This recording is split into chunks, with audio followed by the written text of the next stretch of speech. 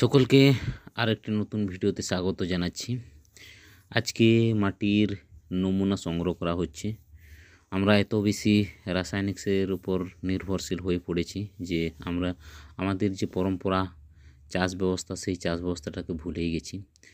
আমাদের এলাকাতে এত বেশি রাসায়নিক, যে জায়গাগুলোতে রাসায়নিক দেওয়া হয়নি সেই জায়গাগুলোর থেকেও রাসায়নিক শনাক্তকরণ করা হচ্ছে, রাসায়নিকের চিহ্ন পাওয়া যাচ্ছে। তো আজকে PKVY স্কিম, পরম্পরা কৃষি বিকাশ যোজনা সরকারের এই স্কিম, কেন্দ্র সরকারের স্কিম, ওইটাকে অঞ্চলের মধ্যে চালু করার জন্য টেস্টিং করে দেখা হচ্ছে, শনাক্তকরণ করা হচ্ছে, পরীক্ষা করে দেখা হবে। তো সেই জন্য হলুদ সংগ্রহ করা হচ্ছে, হলুদের নমুনা, ওলের নমুনা এইসব সংগ্রহ করে এটাকে পরীক্ষা করে দেখা হবে কতটা রাসায়নিকের পরিমাণ আছে।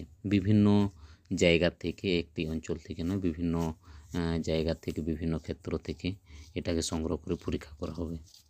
তাই হলুদ এই সংগ্রহ করা হচ্ছে, মাটি সংগ্রহ করা হচ্ছে, ওল সংগ্রহ করা হচ্ছে, এটাই।